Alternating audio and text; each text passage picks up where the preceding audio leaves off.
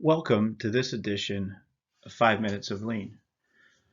Today's topic, the power of metrics. Some things we're going to talk about: metrics with unintended consequences, metrics that produce a false positive, a little pop quiz on a metric philosophy, and wrapping up with how we can apply it. So I want to start with talking about metrics that can have some unintended consequences. So the metric was developed to create a certain behavior, and unbeknownst to the creator or the users of those metrics, the behavior that resulted was undesired. So the example I'm going to give is a couple of states pulled together some years ago here to start ranking cardiovascular surgeons with the intention of lowering the fatality rates of cardiovascular surgery. The idea was, if we rank these folks on performance and their fatality rate, more people will migrate towards the better performing doctors and lower our fatality rate. Reality is that did not happen. And what ended up happening is the higher ranked doctors would refuse treatment to high risk patients in order to preserve their metric, to preserve their ranking, which resulted in more fatalities, not less. Unintended consequence.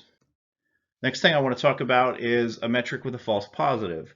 So I live in the northeast of the United States, so we have two seasons, summer and winter, with a day of fall and a day of spring mixed in between there to help you transition. But I want to tell a story about a furnace. So the furnace is intended to heat the house, and there were 3 times in the month of January that furnace failed and did not heat the house. So it took some time to kind of crack the code, figure out what might be wrong, and pull together some suggestions on solutions. So it took till about April to understand some possible solutions. So in July, finally apply those proposed solutions to see if they're going to work. And we remeasure, and guess what? We nailed it. House was warm all of July. No cold days, no cold nights. We nailed it. Well, that would be wrong. And the reason being is the opportunity wasn't there. So I do see this a lot in what I do.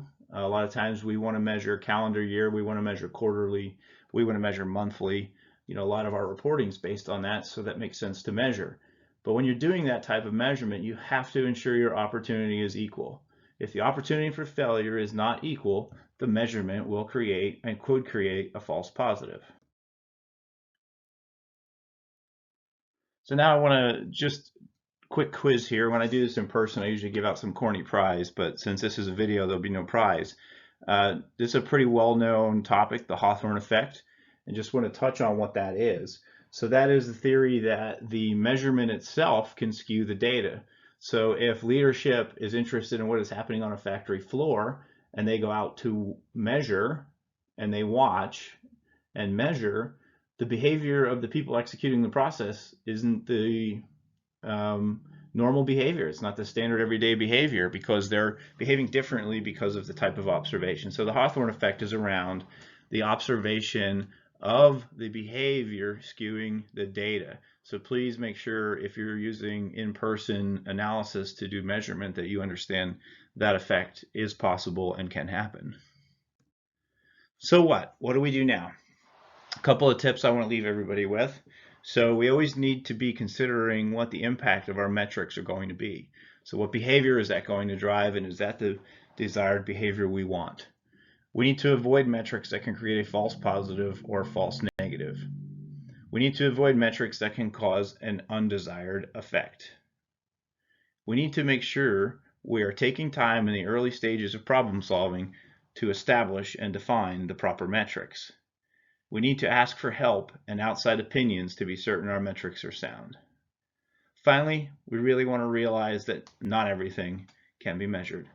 Thanks. I hope you enjoyed this topic, and I look forward to some feedback.